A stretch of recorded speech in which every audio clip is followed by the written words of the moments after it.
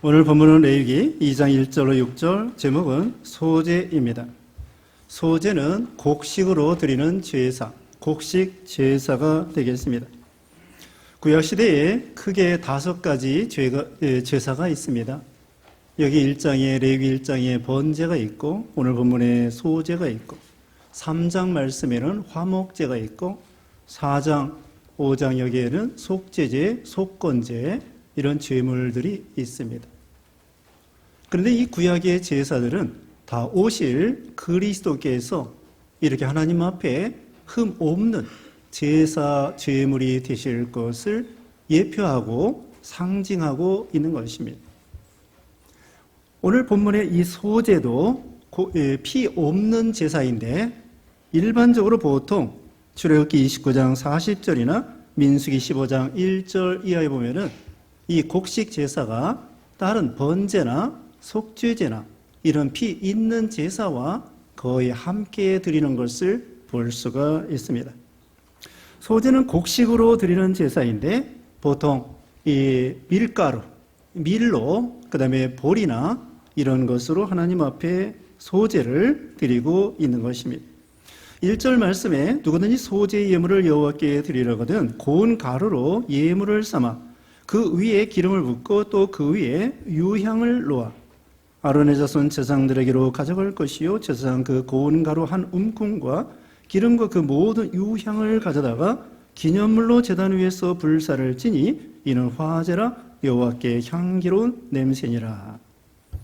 소제를 드릴 때에 일단 그 고운 가루에다가 그 다음에는 그 기름, 올리브 기름을 쳐서 그 다음에는 유향, 그러니까 향기 나는 향품을, 유향을 거기다가 또 치고, 그 다음에 그것을 이제 제사장에게 가져가면은 제사장이 한 움큼 그 가루를 가지고 기름과 유향을 가지고서는 섞어서 하나님의 그 번제단 위에다가 완전히 불살라서 화제로 불로 태워서 이렇게 드리는 제사가 바로 이 소제가 되겠습니다. 그래서 여기 이제 들어갈 것이 몇 가지 있는데 여기서 살펴보겠습니다. 1절에 이런 것처럼 처음에 고운 가루로 예물을 삼아 그 위에 기름을 붓고 또 그 위에 유향을 놓는다고 했습니다. 그러니까 첫 번째로 고운 가루로 이렇게 드리는 것인데, 이것은 우리 예수님께서 완전한 희생, 완전한 순종을 통하여 완전한 의를 이루실 것을 가리킵니다. 그래서 우리는 죄인인데 죄 없으신 예수님께서 완전한 희생과 순종을 통하여 하나님 앞에 의로운 제물이 되시니까 그 의를 우리에게 입혀 주시어서 우리가 죄인이 변하여 의인이 된다는 것입니다. 그래서 예수님께서 하나님 앞에 완전한 제물, 완전한 희생, 완전한 순종, 완전한 의를 이루셔서 오늘날 우리가 예수 믿어 의인이 되는 것을 가리키는 거죠. 이 고운 가루라고 하는 것은 말 그대로 이제 그 밀을 그 맷돌로 갈아서 그 다음에 거기서 나오면은 또 채로 치고, 그 다음에 거칠거칠하는 것은 또 맷돌에다 다시 한번 넣어서 갈아가지고는 고운 가루가 되게 하는 것입니다. 채도 거칠거칠한 그런 채가 아니라 고운 채, 몽근 채, 구멍이 잘 자란 그런 채에다가 이 밀가루를 치면은 아주 고운 가루가 될 것입니다. 이와 같이 우리 예수님께서는 하나님 앞에 완전한 희생을 통하여 고운 가루가 되셨다는 것입니다. 여기서 우리도 예수님처럼 이런 하나님 앞에 온전한 제물이 되어야 되겠는데요. 첫째로는 고운 가루라고 하는 것은 깨지고 부서지고 빠사지고 빠지고 그런 것을 가리켜요. 그 뭐냐면은 우리 자아가 깨져야 된다는 것입니다. 우리 옛사람, 교만, 자존심 이런 것이 깨져야 된다는 것입니다. 우리 예수님께서 나를 따라오려거든 자기를 부인하고 십자가를 지고 따라오라고 그랬습니다. 자기를 부인하는 거, 그게 바로 온전한 제물이 되는 거예요. 우리 예수님께서 얼마나 고운 가루가 되셨겠습니까? 온유하고 겸손하고 욕을 받으시되 대신 욕하지 아니하시고 고난을 받으시되 위협하지 아니하시고 도수장으로 끌려가는 양과 같이 그렇게 온유하고 겸손하고, 예수님에게는 거칠거칠한 거 그런 거 없어요. 강포하고 싸우고 미워하고 저주하고 정죄하고 불평하고 원망하고 이런 거 없습니다. 예수님은 아무 도수장으로 끌려가는 양과 같이 온유하고 겸손해서 아무 말도 없고 자기 자아가 죽어지는 것을 가리키는 거예요. 예수님은 어떻게 죽으셨습니까? 완전히 죽으셨습니다. 십자가상에서 하나님 앞에 복종할 때에 일부만 복종한 것이 아니라 말 그대로 100% 완전하게 십자가에 죽기까지 우리 예수님께서 이렇게 자아를 죽이고, 예수님은 하나님 앞에 온유하고 겸손하여 완전한 제물이 된 것입니다. 그러므로 하나님 앞에 흠없는 제물이 되려면 우리도 거칠거칠하고 이런 자아가 완전히 깨지도록 해야 된다는 거야. 우리의 교만이 깨져야 됩니다. 우리의 자존심이 깨져야 됩니다. 우리의 또 잘못된 거칠거칠한 성격이 깨져나가야 됩니다. 처음에는 얼마나 거칠거칠하겠습니까? 그게 갈아지고 그럼 그 거칠은 것이 점점 깨지는 거예요.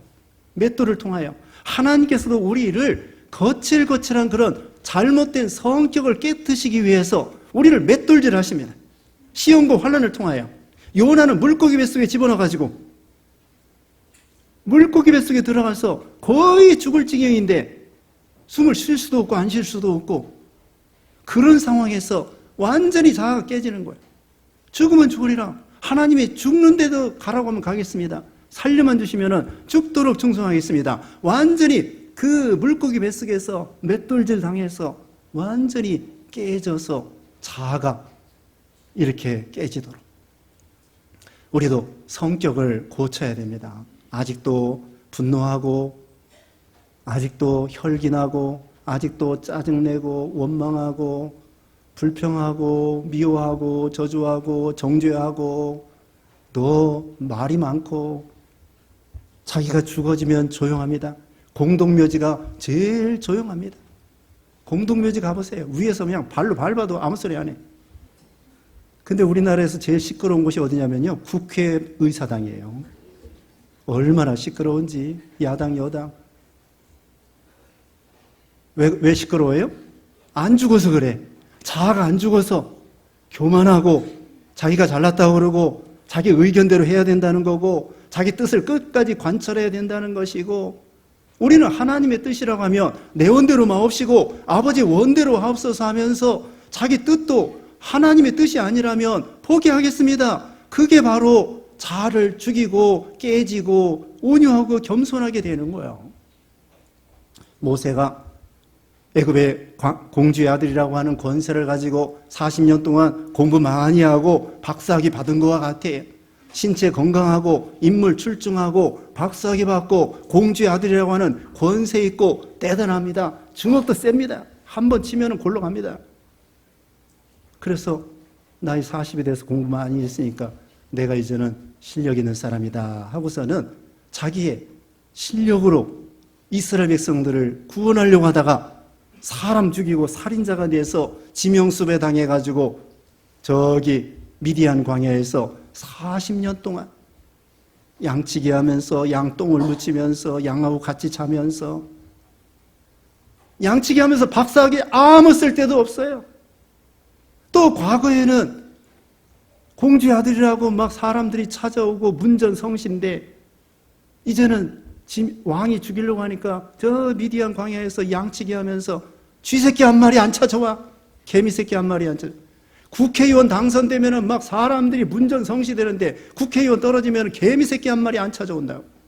그런 식으로 모세도 광야 40년 동안 권세 다 잃어버려.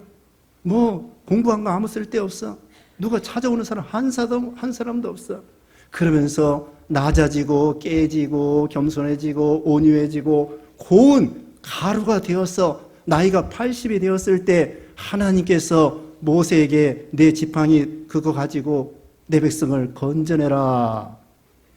그때에 모세가 순종하니까 200만 명이나 되는 이스라엘 백성들을 지팡이 하나 하나님의 능력으로 그들을 건져내지 않았습니까?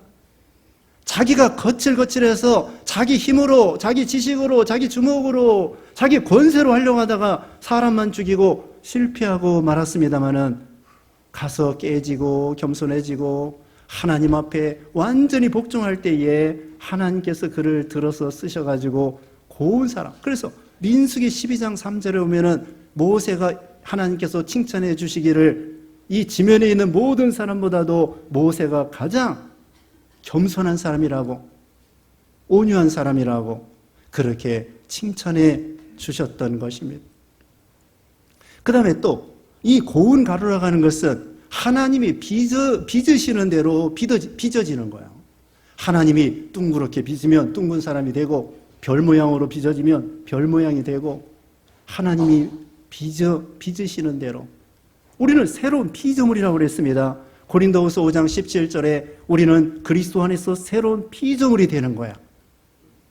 과거에 어떤 혹시 나쁜 사람이라고 할지라도 우리는 다 죄인이죠. 그런 사람일지라도 예수 안에서는 다 새 사람이 된 거예요. 새로운 피조물이 된 거예요. 새 신랑 새 신부가 되는 것처럼 우리는 그리스도 안에서 새 사람이 되었다는 거예요. 막달라 마리아가 7 귀신 들렸더랬는데 예수님을 믿고 변화의 새 사람이 되어서 예수님 십자가 지는 데까지 따라가고 예수님이 부활하신 다음에 제일 먼저 예수님을 만나본 사람이 막달라 마리아. 기생 노릇하던 사람인데 변화의 새 사람이 되어서 정탐꾼 숨겨지고 예수님의 족보에 참여하는 그런 영광스러운 인물이 되었습니다. 사마리아 여자는 남편이 5이나 있었는데 예수 믿고 나서 여전도사가 되어가지고 동네 사람들 다 구원했어요. 거의 다. 새 사람이 되었습니다. 하나님이 빚으시는 대로. 이 예수님의 제자들도 갈릴리 바다의 어부였었는데 예수님을 믿음으로 하나님께서 하나님의 전도자, 사도, 제자, 종이 되게 해주신 거예요. 그래가지고 이 완전히 빠졌기 때문에 이것이 과거에 밀이었는지 보리였는지 쌀이었는지 모른단 말입니다. 기생 노릇했는지 몰라요. 변화의 새 사람이 됐기 때문에 이 사람이 남편 5명이나 갈아치운 사람이라고 몰라. 변화의 새 사람이 됐기 때문에 그렇게 되라는 거야. 이제는 자기가 완전히 죽어지고 깨지고 과거에 다 그것은 청산되고 변화의 새 사람이 돼가지고 이제는 온전히 주님의 생명으로 살아가는 것입니다. 갈라디아서 2장 20절의 말씀 보면은 갈라디아서 2장 20절에 내가 그리스도와 함께 십자가에 못 박혔나니 그런즉 이제는 내가 사는 것이 아니요 오직 내 안에서 그리스도께서 사시는 것이라. 이제 내가 육체 가운데 사는 것은 나를 사랑하사 나를 위하여 자기 자신을 버리신 하나님의 아들을 믿는 믿음 안에서 사는 것이니라. 예수님과 같이 십자가에 못 박히고 이제는 예수님의 새 생명으로 우리가 살아간다는 것이에요. 그래서 찬송가 288장에도 세상과 나는 간 곳 없고 구속한 주만 보이는도다. 처음에 예수 믿을 때에는 예수 믿기 전에 나 하고 살아가요. 나가 주인이고 나를 위해서 이기주의로. 그러다가 예수 믿으면은 예수가 된 거야. 나시에. 예수, 예수. 이름은 예수인데 나시라. 나가 먼저야. 그 다음에 좀 잘 믿으면은 예수 나가 되는 거야. 예수 씨에. 이름은 예수. 아직도 나가 남아있어. 그것까지 완전히 없어지고 십자가에 못 박으면은 어떻게 됩니까? 예수. 처음에는 나나, 그 다음에 나 예수, 그 다음에 예수나, 그 다음에는 예수 믿는 것은 받은 증거 많도다. 오직 예수. 살아도 예수, 죽어도 예수, 가도 멈추어도 온전히 예수만 남는 것. 그게 온전한 신앙이라는 거예요. 그러면 성자가 되는 것입니다. 우리가 이것을 일평생 하는 거예요. 그래 자기를 쳐서 사도 바울이 날마다 자기를 죽는다고 했습니다. 고린도전서 15장 31절에 나는 날마다 죽노라. 날마다 죽는 연습해야 돼요. 왜 이렇게 살아서 팔팔하게 돌아다니면서 말이 많아? 팔팔하게 자아를 죽이란 말입니다. 예수님처럼, 사도 바울처럼. 사도 바울이 과거에 예수 믿는 사람 얼마나 핍박했습니까? 그런데 변화의 새 사람이 되어서 위대한 사도가 되면서 날마다 자기를 쳐서 복종시킨다고 고린도전서 9장 27절에 그랬어요. 우리가 일평생 자기하고 싸우는 거예요. 남하고 싸우면 지배자가 되는 거고 자기하고 싸우면 지도자가 된다고 했습니다. 일평생 원수가 자기인 줄 알아야 됩니다. 남하고 싸울 생각하지 말고 옆에 사람하고 경쟁하지 말고 중요한 것은 내 자신과 내 자아, 교만, 자기 이기주의, 내 뜻, 내가 어떻게든지 살아봐야 되겠다는 거, 내 힘으로 살아야 되겠다는 거, 그런 것을 십자가에 못 박고 이제는 예수님의 생명으로 살아가라는 것입니다. 그게 고운 가루가 되는 거예요. 완전히 빠사져가지고 고운 가루가 되어서 하나님이 가라는 대로 가고 서라는 대로 서고 모세에게 내 백성을 건져내라 애굽에 처음에 못 간다고 했어요. 왕이 자기를 죽이면 어떡합니까? 그래도 순종하여 가니까 하나님이 큰 역사를 이루시게 된 것입니다. 자, 고운 가루가 되어야 되겠습니다. 그 다음에 두 번째로는 기름을 부으라고 했습니다. 올리브 기름입니다. 이건 성령님을 가리킵니다. 우리 예수님께서 성령 충만하실 것을 가리키고 성령으로 잉태하시고 성령으로 일하시고 성령과 함께 일하시고 성령의 인도로 일하시고 성령 충만, 삼위일체 하나님으로서 성령 충만하여 하나님의 일을 감당하신 것을 가리킵니다. 우리도 우리 예수님을 따라 성령의 지배를 받고 성령의 인도를 따라가야 되겠습니다. 성령은 진리 가운데로 인도하는데 성령 충만할 때에 은혜 충만, 능력 충만, 하나님이 함께 하신다고 그랬습니다. 우리를 통하여 큰 능력이 나타날 수 있다고 지난 시간에 말씀드렸습니다. 성령의 지배를 받을 때, 성령의 주장을 받을 때, 성령의 인도를 받을 때에 성령의 능력이 나오게 되어 있는 거예요. 그게 바로 성령 충만이에요. 예수님처럼. 사도 바울도 복음을 전할 때에 동쪽으로 아시아로 복음을 전하려고 했는데 하나님이 막으시는 거예요. 성령께서. 마게도냐 사람들이 손짓하면서 건너와서 도라. 그래서 유럽으로 건너가서 빌립보 교회, 데살로니가 교회, 고린도 교회 이런 교회들을 하나님의 은혜로 세웠던 것입니다.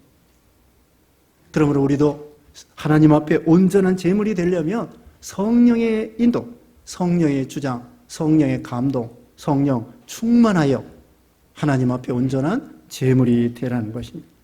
그 다음에 세 번째로는 유향을 넣으라고 그랬습니다. 향품. 동방 박사들이 뭘 드렸다고 그랬죠? 황금과 유향과 몰약을 하나님 앞에 선물로 드렸다고 했습니다. 예수님에게.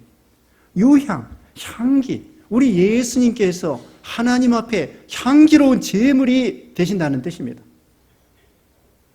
하나님 앞에 완전한 제물이 되셨기 때문에 완전한 의가 되어서 하나님이 흡족할 만한 그런 제물로 하나님 앞에 향기로운 제물이 되셨다는 거예요.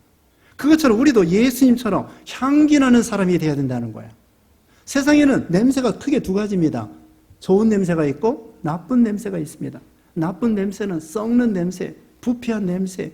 우리 속에도 이 영적으로 부패한 성품이 있어요. 욕심과 죄와 그런 이 교만과 아까도 말씀한 것처럼 그런 잘못된 그런 부패성, 그런 거 썩은 냄새가 나는 거예요. 그 대신에 예수님으로 변화된 사람은 좋은 냄새, 그리스도의 향기를 드러내게 되는 것이죠. 고린도 후서 2장 15절 말씀에 고린도후서 2장 15절에 우리는 구원받는 자들에게나 망하는 자들에게나 하나님 앞에서 그리스도의 향기니, 우리가 그리스도의 향기라고 말했습니다. 우리가 가면은 예수님의 냄새가 나야 돼요. 우리가 그 가정에 가고, 우리가 그 직장에 가고, 그 학교에 가고, 정치면 정치가로, 또는 회사 사업을 하면은 사업을 하는 대로, 우리가 가는 곳마다 우리 자신에게서 그리스도의 냄새, 그리스도의 향기가 나야 돼요. 더러운 냄새가 나지 않도록. 이 향기는 몸에 뱄니다. 향주머니 몸에 뱄니다. 그래서 숯불갈비집에 가면은 냉면만 먹고 나와도 숯불갈비 냄새가 나는 거예요. 요즘에는 금연 하는 데가 많습니다만은 옛날에 다방에 갔다 오면은 담배 냄새가 몸에 배가지고 담배 안 펴도 냄새는 몸에 배는 거예요. 그것처럼 우리가 예수님의 향기를 풍기려고 하면은 예수님에게 가까이 가가지고 예수님의 그 온유하고 겸손하고 거룩하고 인내하고 주님의 그 은혜의 세계에 깊이 가까이 가면 가까이 갈수록 예수님의 냄새가 우리 몸에 배서 그 다음에 우리가 가는 곳마다 예수님의 냄새가, 향기가 나게 돼 있는 거예요. 그런데 세상에 죄악에 가까이 하고 더러운 거 가까이 하고 그러면 자기도 모르게 썩은 냄새가 나게 되는 것입니다. 세상에 잘못된 논리, 잘못된 사상, 잘못된 윤리, 잘못된 도덕, 그런 것에 물들으면은 자기도 모르게 그런 냄새가 나는 거예요. 여러분, 지난 한 주간 동안 어떻게 살았습니까? 무슨 노래 들었습니까? 무슨 드라마 봤습니까? 드라마 보는 거 좋아해요. 그런데 무슨 드라마 봤으며, 무슨 영화 봤으며, 무슨 음악을 들었으며, 무슨 책을 봤으며, 나쁜 거, 잘못된 사상, 이런 거 가까이 하면 자기도 모르게 나쁜 사람이 되는 거예요. 밥을 담으면 밥그릇이 되고, 국을 담으면 국그릇이 되고, 술을 담으면 술그릇이 되는 거예요. 우리가 무엇을 담느냐? 네? 예수님의 마음을 닮아가지고 예수님의 냄새를 풍겨서 우리가 가는 곳마다 향기 나는 사람이 돼야 돼요. 직장에 가서도 우리가 가면은 예수님의 냄새가 나도록, 그러려면 어떻게 되겠습니까? 예수님처럼 온유하고 겸손하고 섬기는 자가 돼야 돼요. 세상 사람들은 희생하고 섬기는 거 좋아해요. 희생하고 섬기는 거 좋아해요. 예수님도 섬김을 받으러 온 것이 아니라 섬기러 오셨다고 예수님이 말씀했잖아요. 예수님이 희생하고 사랑했기 때문에 우리에게 생명을 주고 우리는 예수님을 사랑하고 감사하는 거예요. 우리도 세상에서 안 믿는 세상 사람들 앞에서 희생해야 됩니다. 욕심 부려가지고 물건도 너무 깎으면 안 돼요. 조금만 깎으세요. 택시 타면은 잔돈 100원짜리까지 거스름 받지 말고 웬만하면 저기 거스름돈 다 주어요. 그거 없어도 살아. 그 물건 그렇게 야박하게 깎지 않아도 살아. 좀 여유 있게. 우리가 돈 기부할 때 안 믿는 사람보다 더 기부하는 거야. 그거 뭐 몇 푼 더 낸다고 해서 굶어 죽는 거 아니에요. 그리고 사장님이라고 하면은 사원들에게 주식도 나눠주고 또 뭐예요? 뭐 보너스도 더 주고 그렇게 해요. 그런다고 회사 망하는 거 아니야. 오히려 회사 더 잘 돼요. 같이 나눠 먹고 그 사람도 먹고 살아야지. 나만 먹고 살면 어떡합니까? 공존하고 상생하고 상부상조하고 우리 믿는 사람이 그래야 돼요. 기부하고 넉넉하게. 그럼 마음의 여유도 생기고 마음도 기쁘고요. 희생하는 사람, 섬기는 사람, 깍쟁이 되지 말고 야박한 사람 되지 말고 넉넉한 사람, 그런 사람이 여기 향기나는 섬기는 사람, 희생하는 사람, 그런 사람을 세상 사람들은 알아주고 좋아하는 것입니다. 우리가 회사 생활해도 그 사람이 떠났을 때 에이 속이 시원하다 그런 말 듣지 않아야 돼요. 예수 믿는 사람들이. 회사를 떠나면은 회사 그 동료나 직원들이 그 사람 떠난 자리가 너무나 비어 있구나. 그 사람이 없어서 너무나 서운해. 참 좋은 사람이고 실력 있는 사람이고 참 예수 믿는 사람이 참 그 사람 같으면 나도 교회 가고 싶어. 그런 말을 들어야지. 난 그 사람 때문에 교회 나가기 싫어. 그러면 하나님의 이 영광이 가려지고 전도문이 막히고 말이에요. 우리가 안 믿는 사람들 앞에 하나님 말씀 순종하는 게 뭐예요? 네? 작은 일에 큰 거 하라는 거 아닙니다. 뭐 엘리야처럼 하늘에서 불이 떨어지게 하고 그렇게 하라는 거 아니에요.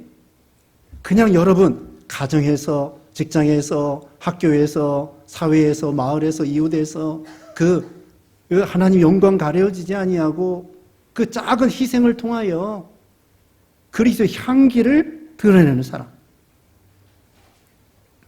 그것이 바로 하나님 앞에 온전한 제물이 된다는 것입니다.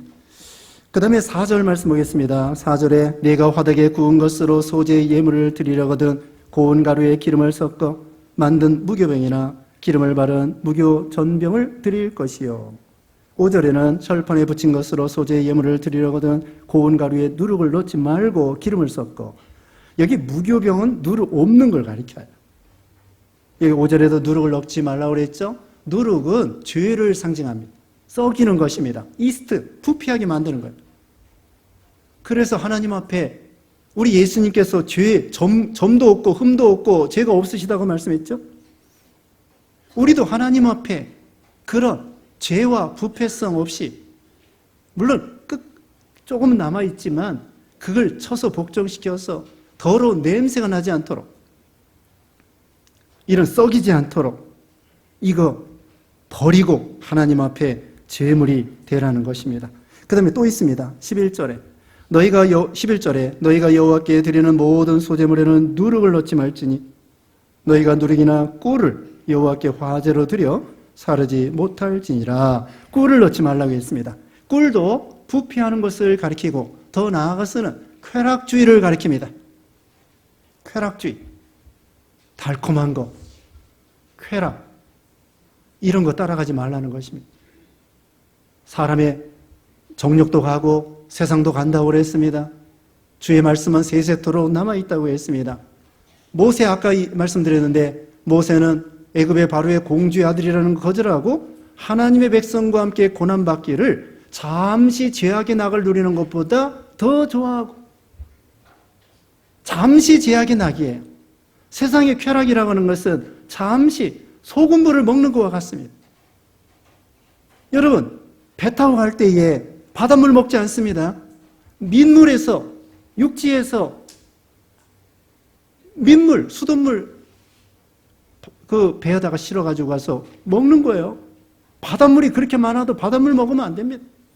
그것처럼 인간의 쾌락주의라고 하는 것은 바닷물 마시는 것 같아요. 또 더 목마릅니다. 더 목마릅니다. 목마른 자들은 다 내게로 오라고 예수님이 말씀했죠. 쾌락주의, 그게 꿀과 같이 예수 믿으라고 하면은 재미가 없어서 교회 안 나온다는 거예요. 근데 몰라서 그래요. 우리는 영적인 재미, 신앙적인 심령의 평안과 안식과 위로와 소망과 사랑과 은혜가 넘치는 거예요. 육신적인 쾌락이 아니에요. 육신적인 재미가 아니에요. 그런 육신적인 쾌락을 버리고 영적인 기쁨과 재미, 영락, 영원히 기뻐할 그런 영락의 신앙, 그런 제물이 되라는 것입니다. 이제 마지막으로 끝으로 소금, 13절에 내 모든 소제물에 소금을 치라. 내 하나님의 언약의 소금을 내 소재에 빼지 못할지니 내 모든 예물에 소금을 드릴지니라. 소금은 뭐냐면요, 변함없는 하나님의 약속입니다. 소금이 변하지 않는 것처럼 예수 그리스도는 어제나 오늘이나 영원토록 동일하다고 했습니다. 변치 않는 하나님의 약속, 구약시대에 예수님 보내주겠다고 하는 약속 이루어졌죠. 이제 예수님께서 구름 타고 재림하신다는 약속 분명히 이루어질 것입니다. 하나님의 약속, 우리를 구원하신다, 우리를 사랑하신다, 우리를 함께 하신다. 하나님의 약속 절대로 변하지 않습니다. 그게 하나님의 약속이에요. 그러므로 우리는 하나님께서 아브라함에게 내 자손이 하늘의 별과 같이 많아지겠다. 약속 그대로 이루어졌어요. 이 가나안 땅을 주겠다. 500년 후에 여호수아를 통하여 가나안 땅 하나님이 주셨습니다. 약속이 이루어졌죠. 그러므로 중요한 것은 하나님은 신실하신 하나님이고 우리도 믿어야 돼요. 없다 해도 믿음이 없어서 걱정이지. 네? 믿음이 없어서 걱정이에요. 하나님의 약속은 분명히 이루어지는데 우리가 믿음이 없어서 그 약속과 축복을 받지 못하는 거예요. 믿어야 돼요. 그래서 우리 예수님께서 완전한 소재의 제물이 되신 것처럼 우리도 하나님 앞에 고운 가루로, 기름으로, 유향으로, 소금으로 이렇게 하나님 앞에 완전한 제물이 되어서 하나님이 받으실 만한 그런 제물들이 다 되시기 바랍니다. 기도하겠습니다. 거룩하신 하나님 감사합니다. 우리 예수님께서 완전한 소재의 제물이 되셔서 의를 이루시고 하나님이 받으실 만한 제물이 되신 것처럼 우리도 예수님을 따라 완전한 제물로 헌신해 드리는 우리 모두가 되게 해주셨기를 원하옵고 예수님의 이름으로 기도드리옵나이다. 아멘.